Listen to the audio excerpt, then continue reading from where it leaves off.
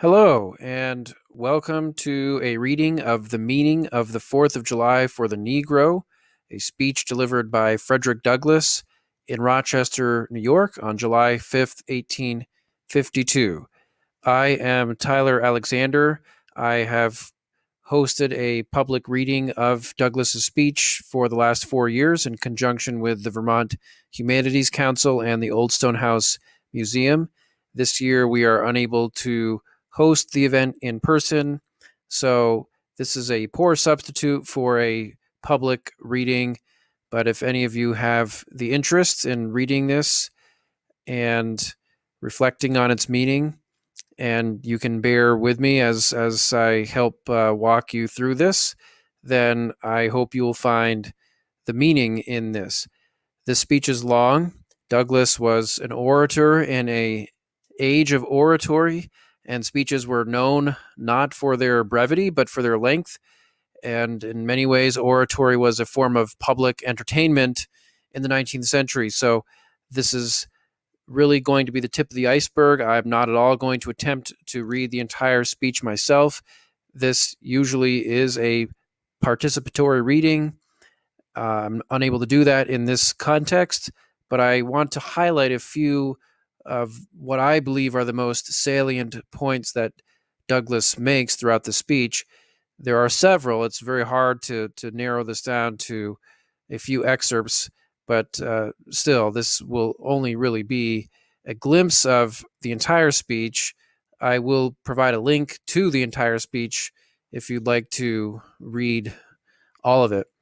So, again, I know that this is far from ideal, but if you have the interest, hopefully you will find, again, the meaning in this and see the relevance to our own time. So before I begin, I also want to mention this disclaimer. I am a white man, and I am not the authority on Douglass. I am familiar with his work. I have studied his work. I have a great personal interest in this period in American history, but there are others who know far more about Douglass and his work than I do. And I am also not the authority when it comes to racial matters, past or present. I don't pretend to know all the answers to questions about race. I feel a responsibility as a citizen to think about these questions and understand my role as a citizen in the racial questions that we are grappling with now as a nation. But I just want to make it clear that I am not the authority in all these questions, and I'm not going to necessarily tell you what to think about the speech, but I would like to provide some context, some historic context, especially about what this speech meant when Douglass delivered it, and as I said, encourage you to think about what this speech means for us today. So let's begin with some context, a brief summary of who Douglass was. He was born a slave. We believe in 1818. We don't know for sure, but that's the general historical consensus. In Maryland, he believed or suspected that his father was his owner. That was never confirmed. There's been much scholarship about this, but that still is a matter of debate. But Douglass, there's anecdotal evidence to suggest that that was the case. At 20 years old, he escaped and made his way to New Bedford, Massachusetts, where he met William Lloyd Garrison, a famous Bostonian abolitionist, and toured with Garrison on the lecture circuit throughout the 1840s. Douglass published his first autobiography, The Narrative of the Life of Frederick Douglass, in the 1840s. And his relationship with Garrison was interesting. He and Garrison eventually had a major split. Douglass spoke so eloquently and articulately that many people within his audience and some fellow abolitionists felt that he sounded too white, and that it was impossible to conceive of the fact that he had been self-taught and had been born a slave. So there was some racial friction within his own abolitionist community. And he delivered this speech in 1852. The 1850s were a decade of major polarization, a phenomena that we are familiar with today, intensifying political polarization. The country was being torn at its seams over the issue of slavery and its future. There was a major reckoning that was occurring at that time about questions of race and slavery and the legal and political and moral questions about what is the status of the citizenship status of African Americans. And Douglass and other abolitionists were arguing then, as they have throughout our history, in effect, that Black lives matter. And I am a man, a phrase that you might be familiar with the Memphis sanitation workers strike in 1968.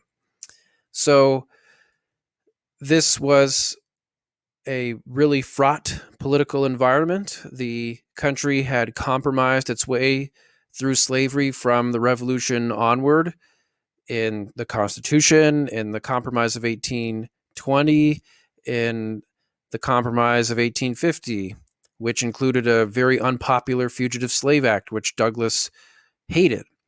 And Douglass was becoming very impatient with compromise. He hated political compromise on the question of slavery, and that was very evident throughout his speech. So I'm going to walk you through what I have selected, what I think are some of the highlights of this speech, but keep in mind that these are really just a few excerpts.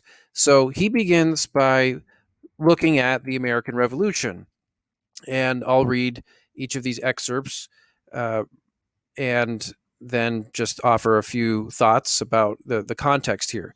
So Douglass, toward the beginning of the speech, reflects on the meaning of the 4th of July, its connection to the American Revolution, and he begins on a bright note. He says this: "To say now that America was right and England wrong is exceedingly easy. It is fashionable to do so, but there was a time when to pronounce against England and in favor of the cause of the colonies tried men's souls." A quote from Thomas Paine. "They who did so were accounted in their day plotters of mischief, agitators and rebels, dangerous men. To side with the right against the wrong, with the weak against the strong, and with the oppressed against the oppressor. Here lies the merit, and the one which, of all others, seems unfashionable in our day. The cause of liberty may be stabbed by the men who glory in the deeds of your fathers.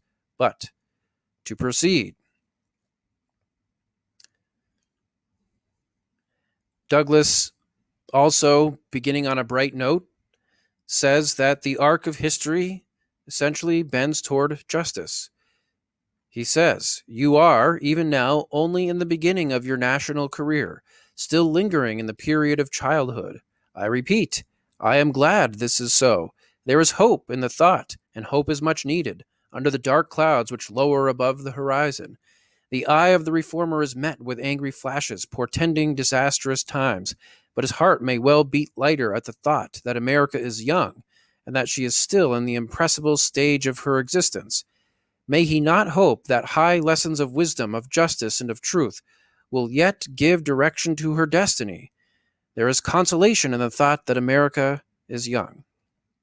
So Douglass believed that the American Revolution was our birth of our nation, that it was indeed a revolution, that it was hardly a non-event, and that it is easy for us to speak about the revolution today, 75 years later or so, and think that it was the obvious thing to do to revolt against Britain and its tyranny. But he reminds us that that was not such an easy decision to make in 1775 or 1776. That the easier thing to do at that time would be to acquiesce to British tyranny and continue with the status quo. That was what people were more comfortable with, what they had known. And the more dangerous, radical idea would be to separate, to declare independence, to create a new nation. Douglass reminds his listeners that that indeed was revolutionary and that America is a young nation and it has great promise and it is maturing, and that the arc of history will bend toward justice. That's his hope. So when it came to the founding fathers, there's been much discussion about the founding fathers lately and whether statues to founders such as George Washington or Thomas Jefferson should stand or be removed or contextualized. They were slave owners. Douglass was aware of that fact, and I use the term founding fathers in quotation marks here. That's definitely a gendered term. But Douglass praises them and says the following: feeling themselves harshly and unjustly treated by the home government, the British government, your fathers, like men of honesty and men of spirit, earnestly sought redress. They petitioned and remonstrated. They did so in a decorous, respectful, and loyal manner. Their conduct was wholly unexceptionable. This, however, did not answer the purpose. They saw themselves treated with sovereign indifference, coldness, and scorn. Yet they persevered. They were not the men to look back. Just here, the idea of a total separation of the colonies from the crown was born. It was a startling idea, much more so than we, at this distance of time, regard it. The timid and the prudent, as has been intimated, of that day were, of course, shocked and alarmed by it. The Loyalists, the Americans who wanted to maintain the status quo for whatever reason, did not think that a separation from Britain, a declaration of independence, would be successful. And even in some cases took up arms against their fellow Americans who did want independence. So Douglass continues. He says, fellow citizens, I am not wanting in respect for the fathers of this republic. The signers of the Declaration of Independence were brave men. They were great men, too, great enough to give fame to a great age. It does not often happen to a nation to raise at one time such a number of truly great men. The point from which I am compelled to view them is not, certainly, the most favorable, and yet I cannot contemplate their great deeds with less than admiration.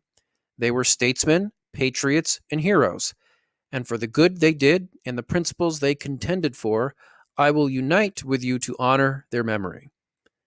So this is quite a statement from Douglass, who was, as I said, well aware that the founders did not do anything really to stop the institution of slavery, to prevent its spread.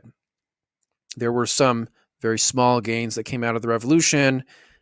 Most northern states after the Revolution did abolish slavery, but of course, over the next several decades, it just became more entrenched in the South. But Douglass does nevertheless say that the founders are worthy of our praise, that what they struggled for, what they fought for was admirable. Interesting. He continues and said, they loved their country better than their own private interests. And though this is not the highest form of human excellence, all will concede that it is a rare virtue. Indeed. And that when it is exhibited, it ought to command respect. He who will intelligently lay down his life for his country is a man whom it is not in human nature to despise. Your fathers staked their lives, their fortunes, and their sacred honor on the cause of their country. That's a line from the Declaration. In the admiration of liberty, they lost sight of all other interests.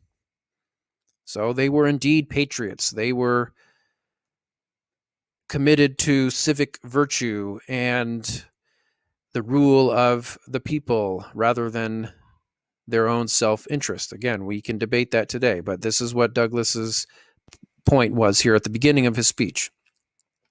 When it came to the 4th of July, our nation's birth date, Douglass says, pride and patriotism, not less than gratitude, prompt you to celebrate and to hold it in perpetual remembrance. I have said that the Declaration of Independence is the ringbolt to the chain of your nation's destiny. So, indeed, I regard it. The principles contained in that instrument are saving principles. Stand by those principles. Be true to them on all occasions, in all places, against all foes, and at whatever cost. And, of course, the most meaningful line in the entire Declaration of Independence is that we hold these truths to be self-evident, that all men are created equal.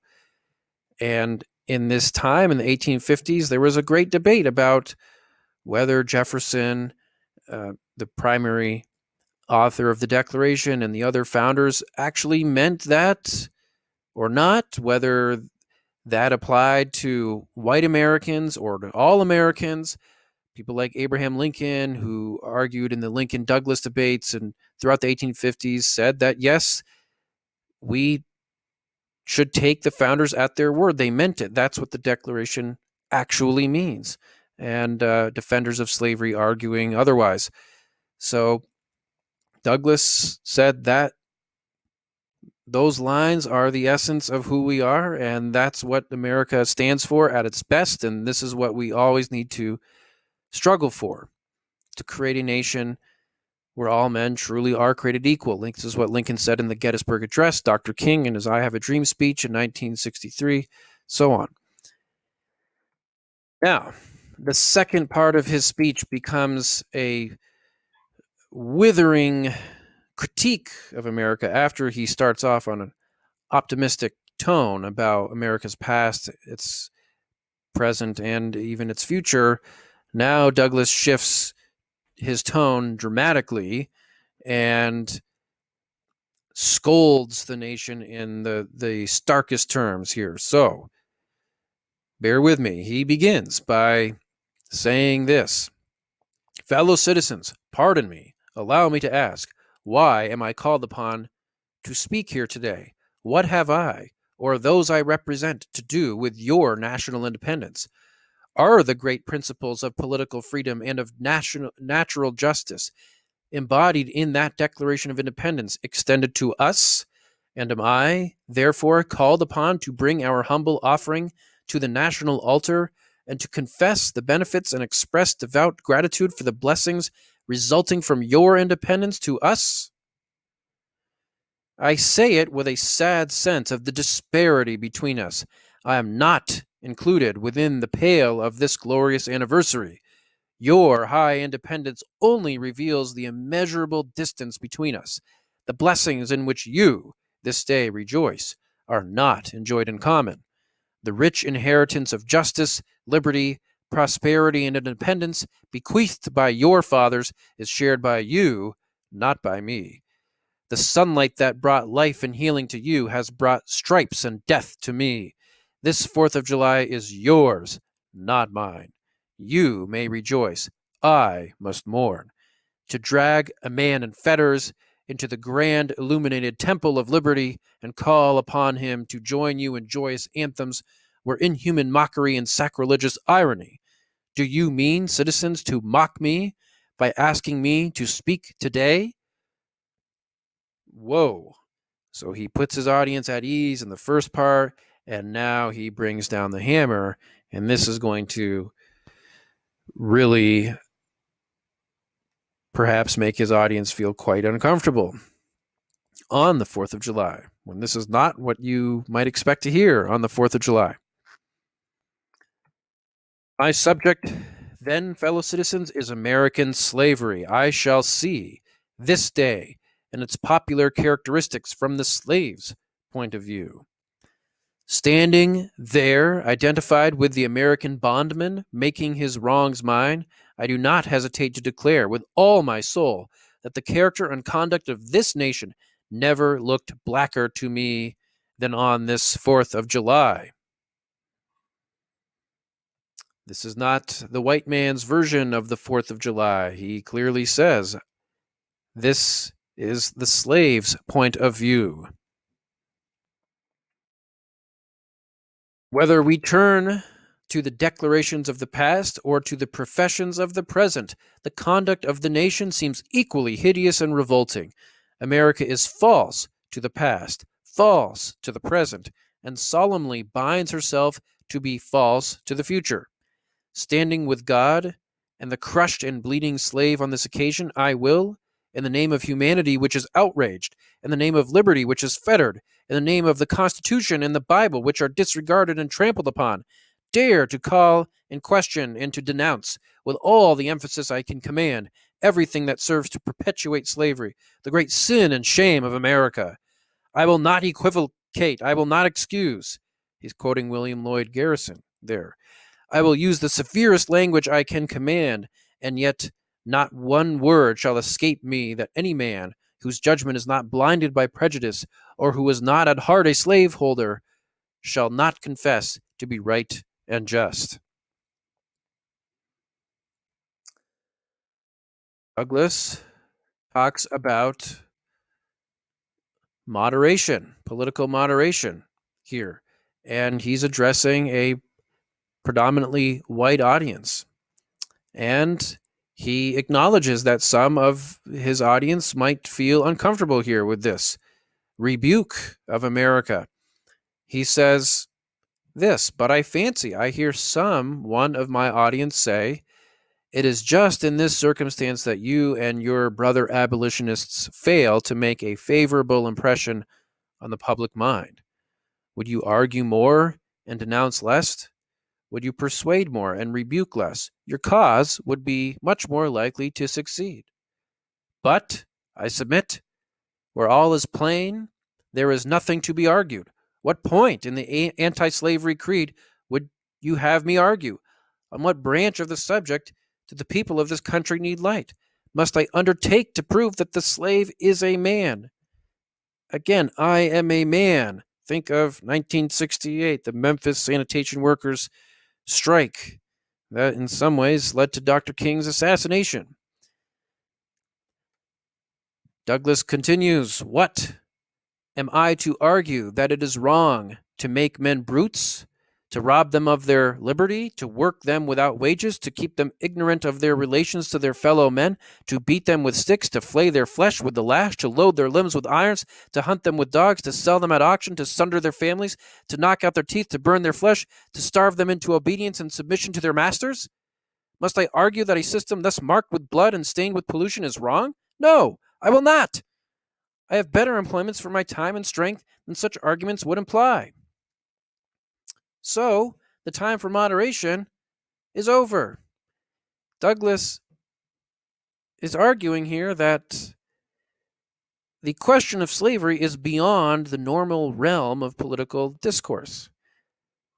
He is saying that if you disagree with me here, it's not a matter of, well, you're entitled to your opinion, or we'll agree to disagree, or I respect your opinion. He is simply saying, no, your opinion is wrong.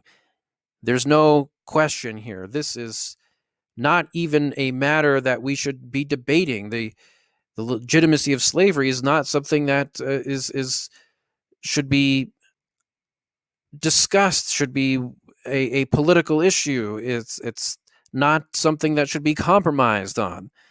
There is no room for moderation on this subject. It is so clear what is right and what is wrong, who stands on the right side of history and who doesn't.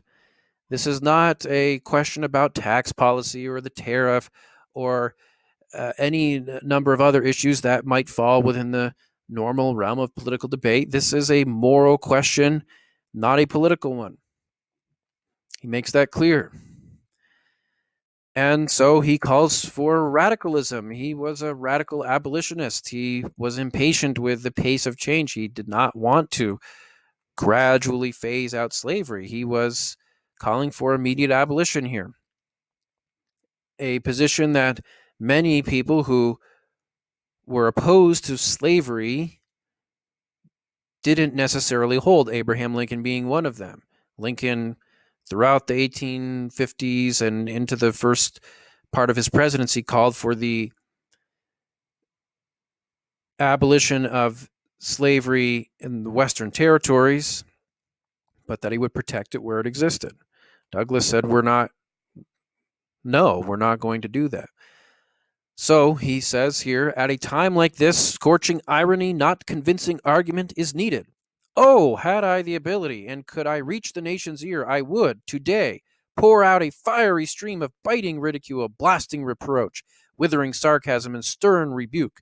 For it is not light that is needed, but fire. It is not the gentle shower, but thunder. We need the storm, the whirlwind, and the earthquake. The feeling of the nation must be quickened. The conscience of the nation must be roused. The propriety of the nation must be startled. The hypocrisy of the nation must be exposed, and its crimes against God and man must be proclaimed and denounced. Douglass was very well versed in the Bible, and many of his speeches and writings are full of this idea of sin and redemption, and that is clear here in this quote. When he is thinking about the national holiday, the 4th of July, this is what he has to say again. What to the American slave is your 4th of July? This is probably the most famous, well-known part of this speech. I answer, a day that reveals to him more than all other days in the year the gross injustice and cruelty to which he is the constant victim. To him your celebration is a sham, your boasted liberty an unholy license, your national greatness swelling vanity. Your sounds of rejoicing are empty and heartless, your denunciations of tyrants, brass-fronted impudence, your shouts of liberty and equality, hollow mockery, your prayers and hymns, your sermons and thanksgivings, with all your religious parade and solemnity, are to him mere bombast, fraud, deception, impiety, and hypocrisy, a thin veil to cover up crimes which would disgrace a nation of savages. He continues, there is not a nation on the earth guilty of practices more shocking and bloody than are the people of these United States at this very hour. This was said in 1852. Go where you may, search where you will, roam through all the monarchies and despotisms of the old world, travel through South America, search out every abuse, and when you have found the last, lay your facts by the side of the everyday practices of this nation, and you will say with me that for revolting barbarity and shameless hypocrisy, America reigns without a rival. That is a tough line. He includes a very graphic, very heartbreaking description of the internal slave trade, the domestic slave trade that had replaced the international slave trade in the 19th century. The international slave trade was abolished by a constitutional provision in 1808. It still continued, though most of the slave trafficking that occurred was from the upper South to the deep South throughout the early 19th century in what became known as the domestic slave trade. And Douglass paints a very vivid, very graphic picture of that here. Behold the practical operation of this internal slave trade, the American slave trade, sustained by American politics and American religion. Here you will see men and women reared like swine for the market. You know what is a swine drover? I will show you a man drover. They inhabit all our southern states. They perambulate the country and crowd the highways of the nation with droves of human stock. You will see one of these human flesh jobbers, armed with pistol, whip, and bowie knife, driving a company of 100 men, women, and children from the Potomac to the slave market in New Orleans. These wretched people are to be sold singly or in lots to suit purchasers. They are food for the cotton mill and the deadly sugar mill. Mark the sad procession as it moves wearily along, and the inhuman wretch who drives them. Hear his savage yells and his blood-chilling oaths as he hurries on his affrighted captives. There, see the old man, with locks thinned and gray. Cast one glance, if you please, upon that young mother whose shoulders are bare to the scorching sun, her briny tears falling on the brow of the babe in her arms. See, too, that girl of 13 weeping, yes, weeping, as she thinks of the mother from whom she has been torn. The drove moves tardily. Heat and sorrow have nearly consumed their strength. Suddenly you hear a quick snap, like the discharge of a rifle. The fetters clank, and the chain rattles simultaneously. Your ears are saluted with a scream that seems to have torn its way to the center of your soul. The crack you heard was the sound of the slave whip. The scream you heard was from the woman you saw with the babe. Her speed had faltered under the weight of her child and her chains. That gash on her shoulder tells her to move on. Tell me, citizens, where, under the sun, you can witness a spectacle more fiendish and shocking. Yet, this is but a glance at the American slave trade as it exists at this moment in the ruling part of the United States. That scene is a reminder of the brutality of slavery. It's very easy to forget that, to think of slavery as some benevolent institution, less harmful than it was, where slaves were well taken care of and their owners treated them well. That myth has been perpetuated throughout our history. It's very, very easy to forget how awful it actually was.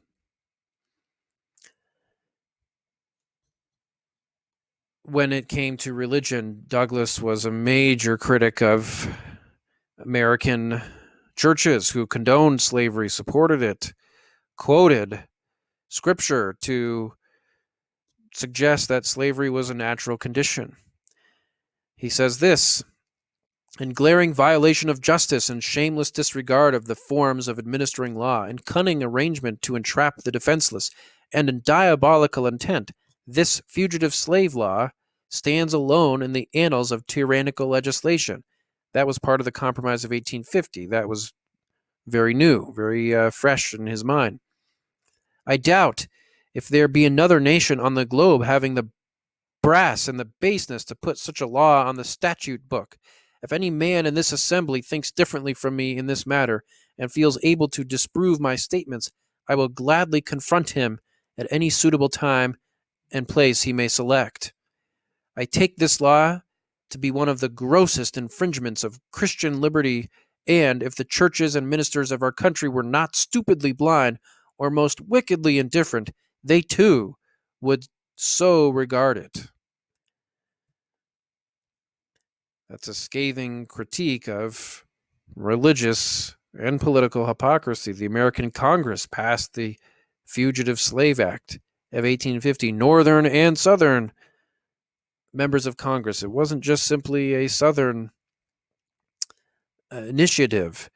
There were Northerners like Daniel Webster of Massachusetts who made a difficult choice to support the Compromise of 1850. He paid for it politically, but he still threw his weight behind it and helped it pass. It wasn't just Southerners like John C. Calhoun who argued vehemently for it. People throughout the nation supported it as a way to preserve the Union and prevent a civil war. But we know in hindsight that we might have actually been better off had the Civil War begun earlier, rather than continue the institution of slavery and for another decade.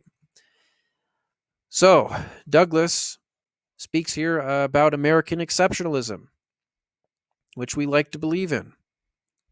And Douglass here is saying, though, that America is exceptional for the wrong reasons, and he says this: fellow citizens, I will not enlarge further on your national inconsistencies. The existence of slavery in this country brands your republicanism, small r republicanism, as a sham. The Republican, capital R party didn't really exist until a few years later. Didn't run a candidate for the presidency until 1856. So he's talking about the form of government here. Your humanity is a base pretense, and your Christianity is a lie. It destroys your moral power abroad. It corrupts your politicians at home. It saps the foundation of religion. It makes your name a hissing and a byword to a mocking earth. It is the antagonistic force in your government, the only thing that seriously disturbs and endangers your union. It fetters your progress. It is the enemy of improvement, the deadly foe of education. It fosters pride. It breeds insolence. It promotes vice. It shelters crime. It is a curse to the earth that supports it, and yet you cling to it as if it were the sheet anchor of all your hopes. Oh, be warned, be warned. A horrible reptile is coiled up in your nation's bosom. The venomous creature is nursing at the tender breast of your youthful republic. For the love of God, tear away and fling from you the hideous monster, and let the weight of 20 millions crush and destroy it forever. 20 million was the population of the northern states at the time. So what, in effect, he is hoping for here is the Civil War. That it's going to take 20 million people throughout the North to bludgeon slavery out of existence. He's anticipating that. He's, in a sense, recognizing that that is what it's going to take to end this. Moral suasion hasn't necessarily been all that effective. And of course, what did it take to end slavery? It wasn't, compromise was no longer possible. It wasn't desirable. It took a war, a civil war. It took military force, the federal government, to crush it once and for all. So, Douglass believed that the Constitution could be an instrument of freedom. And he said this about the Constitution: in that instrument, I hold there is neither warrant, license, nor sanction of the hateful thing, meaning slavery. But interpreted as it ought to be interpreted, the Constitution is a glorious liberty document. Read its preamble. Consider its purposes. Is slavery among them? Is it at the gateway? Or is it in the temple? It is neither. While I do not intend to argue this question on the present occasion, let me ask, if it be not somewhat singular that, if the Constitution were intended to be, by its framers and adopters, a slave-holding instrument, why neither slavery, slaveholding, nor slave can anywhere be found in it? The original Constitution never mentioned the word slavery, even though it referred to slavery in many cases. The word slave itself, or slavery, does not appear until the 13th Amendment in 1865. So that's telling, Douglass said. Clearly, the framers knew that they were a bunch of hypocrites. If they had no qualms, moral reservations about slavery, then they would have referred to it by name. But they didn't. So the Constitution, our institutions that the Constitution created, can be used to end slavery. This is a difference he had with his former mentor, William Lloyd Garrison, who believed that the Constitution was, as he said, a compact with the devil, and had no use in the abolitionist crusade. Douglass felt otherwise. So even though he's a radical outsider who is impatient with the political process, here, in other cases, he believed in working within the system. Interesting. He had plenty of contradictions. And finally, toward the end of his speech, after this fire and brimstone middle part of the speech, he once again returns to his tone that he employed at the beginning and ends on this note of hope and optimism. And he said, "Allow me to say, in conclusion, notwithstanding the dark picture I have this day presented of the state of the nation, I do not despair of this country.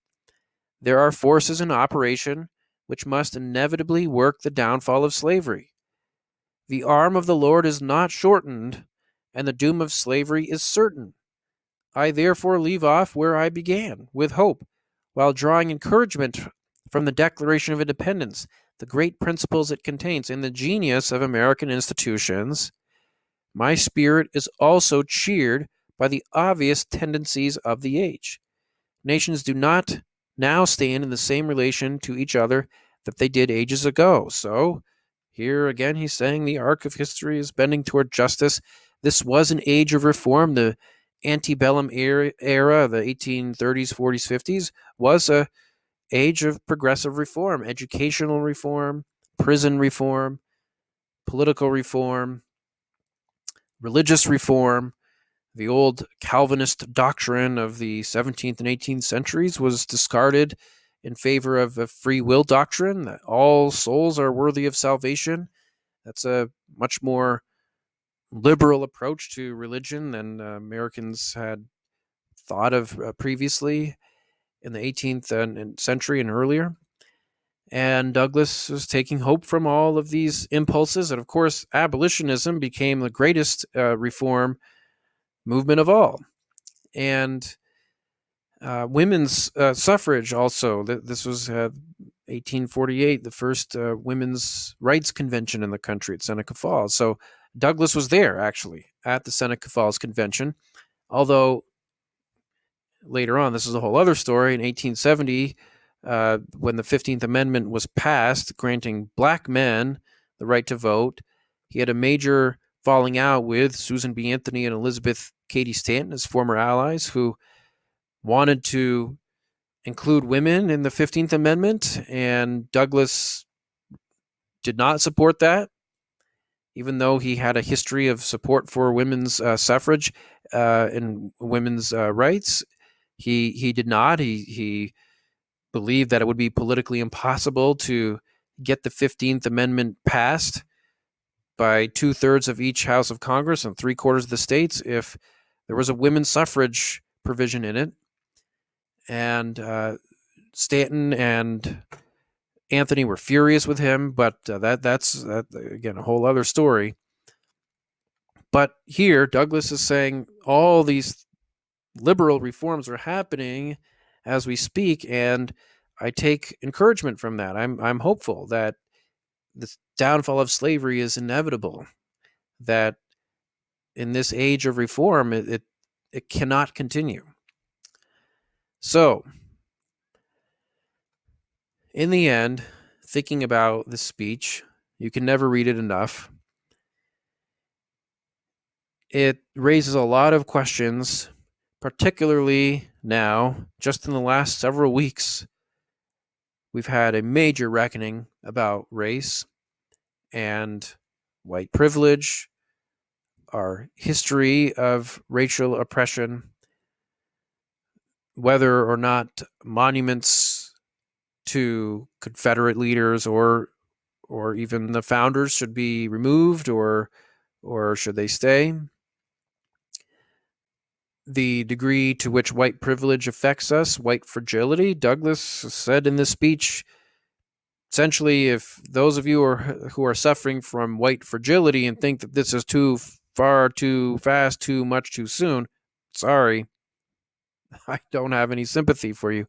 So, and locally, the Old Stone House Museum has made very public statements speaking to their desire to promote racial equality, and Alexander Twilight now has been recognized by the Vermont legislature. So there's been some attention here locally and protests that are happening around the country here locally. So we are at a time of reckoning over these questions, and they're uncomfortable for many people. And for those of us who don't necessarily see or experience racial inequality directly, what does Douglass's speech tell us? So here are some questions that I think the speech gets at the heart of. Is America's past worthy of praise or condemnation? That's a question that a lot of us are thinking about right now. Are we an exceptional nation? Is America's story a uh, commendable one, or not? Are we really no better than other nations of the past? Douglass, in his speech, I would say, said both. Can meaningful change take place from within the American political institutions and systems? Or do they need to be upended? Do we need a revolution of some sort? Is meaningful change impossible given the polarization, division that we are experiencing now? Is it impossible to expect that it can take place within our current system? At what point is political compromise no longer desirable? At what point does the other side in a particular question become so wrong that they can't be dealt with? It's no longer worth trying to talk to them or debate with them or compromise with them. They're just wrong and they need to be beaten. At what point do we get there in our political system, which is built on the premise of compromise and civil discourse? At what point is that no longer achievable, attainable, or desirable? And then what role do all Americans share in fighting for racial equality? For Vermonters, for the vast majority of whom are white, what role do we have in fighting for racial equality? What's the best way to do that? How can we make meaningful change given all of these challenges that are out there? So, like I said at the beginning, I don't necessarily have the answers to all these questions. They're loaded, they're fraught. I recognize that. But they're worth thinking about, especially on the 4th of July. What better day to think about these questions and the meaning of what the 4th of July is, and the revolutionary legacy of 1776. So I'll leave you with that. I'll also provide a link to the entire speech if you want to read all of it. I would encourage that. There's much more to look at. And as Douglass said in his 1855 autobiography, his second autobiography, My Bondage and My Freedom, he said, "All I have is my pen, my voice, and my vote." And with his pen, his voice, and his vote, he did an awful lot to bring about meaningful change. So, happy 4th, and thanks for listening, and hope you found some meaning here in this great speech.